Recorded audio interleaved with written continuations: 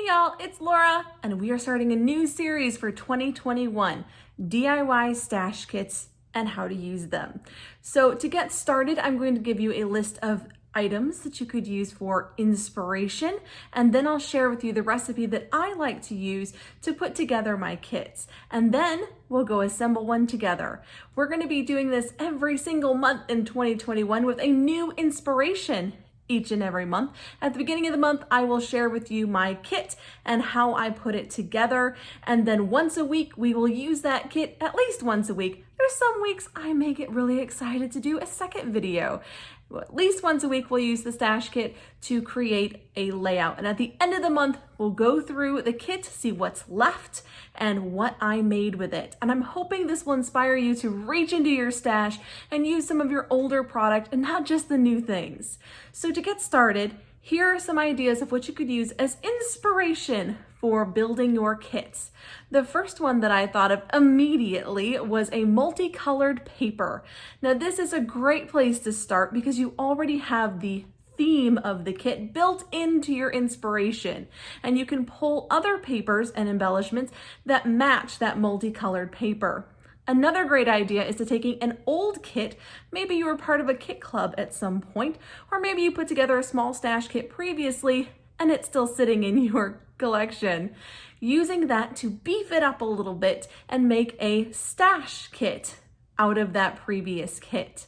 Or perhaps you have a partially used kit, and by beefing it up, it excites you to start playing with it again. Another great idea is to use your favorite color scheme. My personal favorite is pink, purple, and navy. Or you could be using it for wedding photos. So you could use your wedding colors. Mine were pink and silver. My brother's were purple and burlap, which was, gorgeous. Or you could be using a mood board. Now these are a collection of pictures and they can be found all over Pinterest and Instagram, and even multiple scrapbooking companies offer mood board inspirations every month. So you could find one that you really like and use it to influence and inspire your kit. Another great idea is to use a pack of embellishments that you love. Maybe you got a brand new pack of stickers and you want to use it now. You can put together a whole kit with that one pack of embellishments for inspiration. Another great idea is to take a favorite designer. Let's say maybe you like Coco Vanilla or Paige Evans, and pull several collections by that one designer and make a kit from that mix of collections. Most designers use a pretty standard template of colors, and so they will pull from that template for different collections. So while every collection may not look the same, quite often they blend really well together. Or you can use your scrap bin. If you're the type of person who keeps that little box of scraps, or perhaps it's an envelope, a file folder, however you keep them, you can pull out a pile of scraps from your scrap bin and use that as your color inspiration. Another great idea is to use a 6x6 or 6x8 paper pad and use that for color inspiration. You can flip through it, see what colors are left, especially if it's partially used, and have that be your inspiration for papers you pull in 12x12 and embellishments that tie the whole thing together. Next up, you could do a themed kit. So maybe birthdays, holidays, seasons, and pulling from your stash that matches those themes to create a kit from multiple collections. Or perhaps you have some vacation photos that all have a pretty similar look, beachy perhaps, and then you can use those as inspiration, pull directly from your photos for your kit. This is especially good if you're going to be making a mini album, or if you're going to do several layouts in a row on the same topic. Disney, anyone? And then you could use a book or a magazine. A lot of these publications put a great deal of time and effort into making gorgeous cover art that has a multitude of brilliant colors that are great for inspiration. So you can use your favorite book, like my own, Harry Potter, Any one of those in the series, they have a beautiful selection of colors, and you can use those as inspiration for your kit. Another great idea is to use home decor. Like for example, if you have a favorite pillow, or perhaps the table display that you keep by the front door. Just lots of bits and pieces you could pull from that. Is there lace? Is there burlap? Is there florals? So there's a lot of ways you can use home decor to inspire your kit as well. And then going a step further, you can use a digital collection. Let's say the wonderful Tracy Reed or some other digital designer inspires you and you love their work, but maybe you don't want to print out all of the papers. So you could print out the embellishments and then find papers from your stash, add more embellishments to the kit, and that digital collection helped to spark a whole new kit with lots of ideas, lots of stash, and lots of inspiration. And then we could get a little deeper with this kit. We could base it on a feeling. Perhaps you start pulling papers that feel cozy or energetic and excited. Maybe you have a ton of toddler pictures and you need to focus on that excitement and all of those themes that you use in your photos. I personally love to scrap pages that have a real feeling to them, that capture the moment in my photos. And so building a kit based on a feeling is a great way to do just that. Or perhaps you're inspired by a certain place. Maybe your favorite place in the whole world is Paris or Spain or Australia, and you really want to capture the feeling of being in that place in your kit. This is especially good for travel photos, but it could be used for anything. Maybe you're just missing home. Maybe you're just missing a place you used to go to when you were a kid and you want to recapture that feeling. What I'm thinking about initially is like going to camp. I always loved going to camp. And what are the things that remind me of camp? Certainly nature colors. You've got your greens and blues, wood grains, of course, cabins, hello. But you can think of all kinds of ways to bring in that feeling or that place into your scrapping. But don't forget, you can also find inspiration in the actual packaging that your scrappy supplies come in. Or maybe you have a favorite brand of snack and you just love the way the packaging looks. That's another place you can find a mix of colors to inspire your kit. You can also use artwork. So if you have a favorite painting that you love, whether it's by a famous artist or just your favorite local artist, you can use their inspirations. Ones that I love usually have water. They have seaside, beachside, waterfalls. Try to capture not only the colors, but the emotion in those paintings in your kit. And you can also use your mixed media supplies to inspire a kit. So this is the last idea that I had, and I thought that you could take a watercolor palette. Prima has a number of options, and use that to inspire colors in your kit as well. So now that we've gone over the inspirations, let's dive into what we should include in a kit. I like to include about 10 to 12 papers in my kits. That way it's not too big that I'm going to get bored with it, and it's easily attainable to finish that kit. But also it doesn't overwhelm you, because I find quite often if you make a giant kit, you're either going to get bored with it, you're going to not know where to start, or you're just going to have too many options and making a layout will take you ages. And we're not looking to go that route. So 10 to 12 papers and a small 6x6 or 6x8 paper pad is a good base for your kit. Now, in addition to that, I usually like to bring in 4 different backgrounds amongst my pattern papers. Now, if you're a white cardstock scrapper, you obviously don't have to use this step. Just pile in a pack of white cardstock and you're good to go. Me personally, I like to mix it up. Sometimes use white cardstock, sometimes I use pattern paper backgrounds. So I like to have at least 4 that I can use potentially as pattern paper backgrounds. I don't always use them for that purpose, but I like having the option. Also within that 10 to 12 papers, I like to include a specialty paper, maybe a piece of acetate, maybe a piece of vellum, maybe just some foil or gold glitter. Whatever takes your fancy, include a specialty paper. Those are something that I think really get stuck in our stash and we don't reach for very often. So I like to include at least one in my kits. On top of that, make sure you're including a wide variety of patterns. So not just all florals. Even if you love florals, it's good to have a mix. It's good to have some small prints and large prints, maybe a wood grain, maybe a text paper, and maybe using papers that have a kind of solid color to them. So maybe it's blue with white specks, or maybe it's red with little plus signs, but it kind of reads as one color. If you don't have a lot of papers like that, you can also use colored cardstock. I personally don't use a lot of colored cardstock, so I use these papers that read as one color for my cardstock needs. I also like to include a cut apart and a couple of papers that I can potentially fussy cut. Now, I may not fussy cut them, but I like having that option because I have a tendency to fussy cut lots of shapes and florals to create extra embellishments for myself.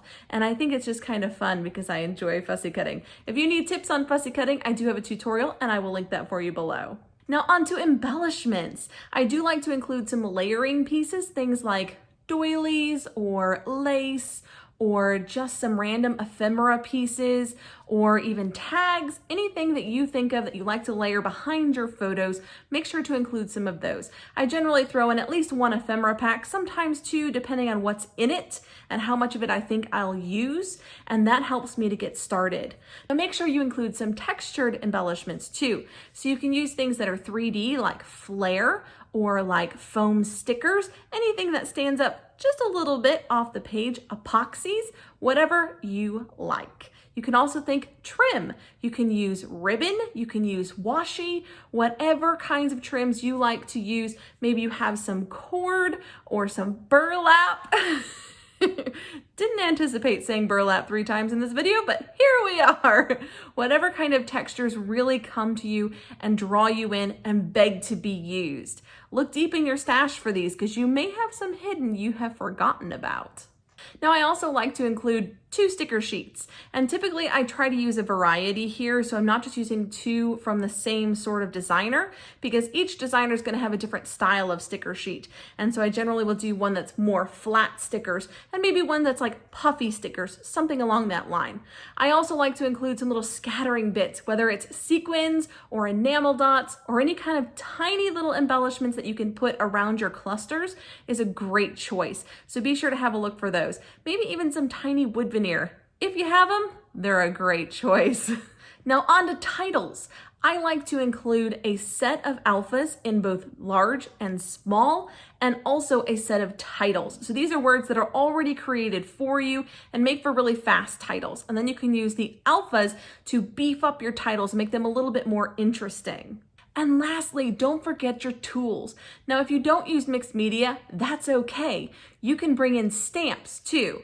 So whatever kind of tools you're maybe wanting to use, or maybe you got something new and you're just dying to use it, or perhaps there's something buried in your stash you haven't used in a while, like a die cutting machine or a tiny attacher or a sewing machine that you want to go ahead and get out and have at the ready so that you're more likely to use it.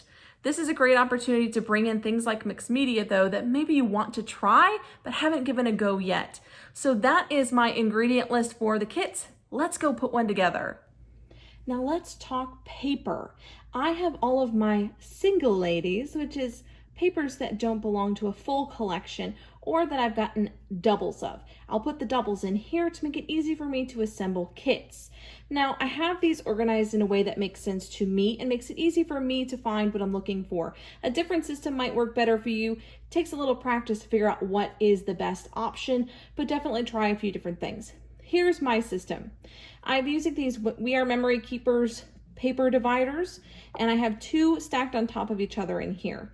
Here are my categories. Top level is wood grains. I'm a huge fan of wood grain papers, and so I have quite a few in this stack. Next is neutrals. So these are papers that are going to fall into your black, white, gray, brown categories. The rest of it is in rainbow order, except for the bottom 2. So I have my reds and pinks here. As you can tell, I'm a big fan of red and pink. There's quite a few of them. Orange and yellow, not as much. Green and blue, big fan. Navy and purple, not as much. Although I don't find as much navy and purple in the scrappy world, so that may explain this. The last two here are my multicolor stacks. I have a lot of multicolor paper. I do really enjoy working with it. So this top giant stack has white backgrounds and multiple colors. So for example, the base of the paper is white and there are multiple colors on the paper. The second section is multicolor without a white background. So in this case, it's a black polka dot. In this case, it's a navy background. So we have a lot of different options here to pick from. We're gonna start our kit with a multicolored paper as our basis and then choose some papers to go along with it. Now, after a quick flip through my papers, I found this beautiful one by Maggie Holmes called Sweet Story Collection. It is called Sprinkles and it had a nice mix of colors on it. While I may not pull papers that match all of these colors, it's a good range to start with. And I like having a nice big open palette. I don't want to choose too few colors because then I can get really bored and it's hard to make each layout look different if they're all in the same 2 or 3 colors. So using this paper, I'm going to pull out a few other options. We'll go over to the desk and see what I chose. Okay, so starting with our inspiration paper, I definitely wanted to pull a bunch of colors from this paper. And I started out by grabbing some multicolored papers that had the same sort of feel. So this paper is from Felicity Jane, the Sarah collection, and it's called Confetti and Pinstripes. Now I love that the colors here are very similar. They're beautiful mixes. I have a feeling I may fussy cut this paper, and so I thought it was nice to have another multiple colored paper in the same tones that would function on multiple layouts. So keeping this guy in mind, we have this one that has a nice multicolor. Another paper that I found was this beautiful one. Now this one has more of the pink and blue tones. It's a little more specific to another area of the original paper, but again, it has a lot of the same colors. It's just a slightly different feel. And I want to give myself options because not all of my photos are going to be sweet and cutesy. Some of them are going to be a little bit different. And so I like giving myself a little bit of variation in types of patterns. Also, I've got a circle dot here now and a stripe. Next up, I grabbed this paper, which is a cut apart paper, and it has the same kind of color tones as this one, which was from, sorry, I forgot to tell you, Prima Surfboard. This one here is from Cocoa Vanilla Happiness, and it is a cut apart paper that has a lot of the color tones from the original paper, and it does kind of lean this way a little, but it also has these warmer tones as well. Then I grabbed this beautiful floral. Now this floral, again, has some of those same pink tones and peach tones, but brings in some of that dark blue as well. And I really like the way this one and this one work together. So you see, I'm not just creating a kit that only looks good together. There's different sides of the kit. As you can see, these two blend a little more seamlessly and these two blend a little more seamlessly. Now I could go just one direction with this kit, but I find I get bored when I do that. So I have two directions, a slightly cooler side and a slightly warmer side. Now to add to this warmer feel, I found this paper, which is from Studio Tecturic, and it's called Blanket Stories. And it has a variety of leaves and apples and just some fun little icons I could potentially fussy cut out. The back of this paper also could function as a background. It's a nice tone-on-tone, kind of a creamy color that works really well with our original paper. So I could use it either way. It's a multi-use paper. And if I tuck it in just here, you'll see how well that works with these two papers. Now, to continue this side, I found this gorgeous navy text, and it has a bit of a gold writing to it. This one is from Kaiser Craft's Journey collection. Definitely pulled it for this side, and it works really well on the cooler side, but that navy could pull into this paper as well. So it's all about trying to make it cohesive. Back to the warm side, I have a beautiful wood grain, and this looks really nice with this side of the kit. So I do like to include wood grains in most of my kits because I'm a big fan, but you don't have to if you have another textured paper you really like. feel free to include it. Now back to the cool side. I have this paper. Now remember, I forgot to tell you, this wood grain is from Scrap and it's called Wood Effect. Then I have this one, which is from Asuka Studio, and it's called Weathered Wood and Crystals. Now I got it just for this one. I wanted some of these beautiful purple tones in a paper. I think I can use this one as a background or at minimum layering, and I think it'd be a lot of fun, and it adds a really nice texture to the kit. Now I needed a couple of neutrals. I've got a lot of color going on here. So I've grabbed 2 neutrals to use as backgrounds. I have a sketchy gray paper here from Felicity Jane. This is from the Noel collection. And then I have this Pink Fresh Studio grid, kind of a lopsided grid paper. And it's from Simple and Sweet, The Sweet Life. And I like having a couple of neutrals to help blend together the different colors that I have going on here. And so you see, these can go with the warm, they can go with the cool. They go either way. They work brilliantly. So with all of these papers, I can create quite an array of layouts that don't all look exactly the same. They're definitely going to be very different. Now, for my specialty paper, I'm bringing in this Amy Tangerine acetate piece that has kind of a glittery, sparkly rainbow tint to it. And I thought that would be fun for some layering especially. So I'll put that just here. For my 6x6 paper pad, I've grabbed Garden Party, which is from Pebbles. And it has a nice variety of colors, a lot of which work really well in this color scheme. Good mix of things in there that we could use, some florals, some geometrics, lots of bright colors, but I think it works really well with both sides of my kit. Now, in addition, I grabbed some Project Life cards because I am doing some pocket pages, maybe not on camera, maybe I will. We'll see. But I did grab a bunch.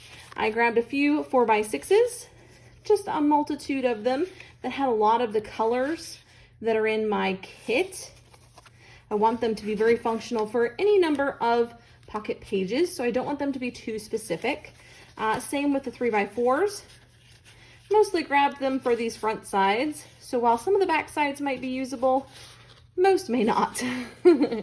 So I really grabbed them for these colors, and you can see how these tie in really well with both sides of the kit.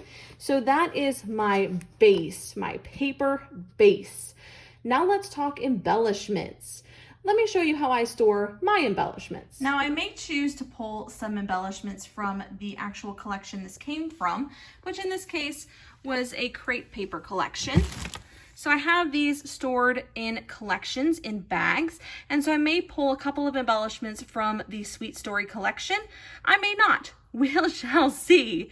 But first, I'm going to check out my single ladies. Now, I keep a lot of my single or unattached embellishments in the top of this Raskog, and they are in these acrylic containers and separated by type. I have some tiny words, I have some washi strips, I have some little tags, puffy stickers, regular stickers, enamel shapes and dots. All of those types of things go here. And then just to my right, I have a selection of wood veneer and cork and acrylics and any number of other embellishments that I can pull out very quickly and put together in this kit. Additionally, I have this basket filled of ephemera, and these are all just loose packs. Some of them are from Kit Club sales, or some of them were just on clearance, and if I really liked them, I bought them. So I may grab a couple packs from here as well.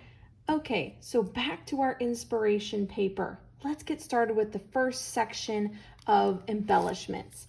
I grabbed some tags. Some of them are pretty simple, but the colors do work really well with this paper. Some of them are a little bit more generic and usable on any layout. I grabbed 2 packs of ephemera. This one actually goes with the Sweet Story collection, and I thought that was quite nice to include some florals because I'm a big fan of florals, but I don't want to include a lot of things from this collection. I want a good mix. So I did allow myself the ephemera pack, but I also included this Heidi Swap ephemera pack that has a lot of similar colors as well. So I think this gives me a good mix of layering pieces and just makes me step outside of the Sweet Story Maggie Holmes bubble and try something a little bit different mixed in. And then in the textures, 3D, and trim section, I have a few things here. I've grabbed 3 little washies. So I have this rainbow washi from Stamp Market. I have this gold star washi from Vicky Booten. And then from Felicity Jane, this gold heart washi. So those 3 look quite nice with my inspiration paper. And then I have a few epoxy flare from Scrap and Happy Studio. Just grabbed a nice mix of them that had a lot of the colors from the collection. I have a few bits and pieces of cork and wood veneer and foam pieces. This probably came from Citrus Twist, a little grab bag of sorts, so that adds in some texture as well. I have some puffy sticker rainbows from Freckled Fawn, and an acrylic sunshine from Elle Studio, as well as some foam stickers from Citrus Twist. Moving on to the trim, I grabbed a little bit of a pinky purple pom-pom trim, as well as some pink twine that I think will be really useful to add in. As far as stickers go, I chose a cut-apart sheet from Felicity Jane's Chloe collection. That's an old one to go ahead and use in place of a sticker sheet. And then I grabbed some tiny word phrases and labels from the Stamp Market, as well as a Rosie's Studio Chasing Butterflies. These are my scattering bits. So the teeny tiny little details I add at the outside range of my clusters. So those are my tiny little bits. For my alphas, I've grabbed a Freckled Fawn, kind of a blush and gold alpha. So those are my small. And then I grabbed the thickers in Cloud. And so that's my large alphabet. And for my titles, I grabbed the Lovely from the thicker sect. I think it's from one of the other Crate Paper collections. Fresh Bouquet, maybe? I think, but it's got some lovely titles on it, as well as some gold bits and pieces that I think will be really nice to include as well. Now, I did decide to add a stamp, and I have this brand new one from Jen Scow, and I desperately want to use it. So I decided to go ahead and include it as well and see what kind of titles I can make with this. So I will, of course, reach from my stash as well. I keep several little baskets of things on my desk, just have extra bits and pieces. I may pull those in, but primarily I'm going to be working from this stash kit. Let me know what you think in the comments below, and I hope you will join me for DIY stash kits. Now make sure to subscribe and hit that little notification bell as well so you don't miss any of my upcoming videos.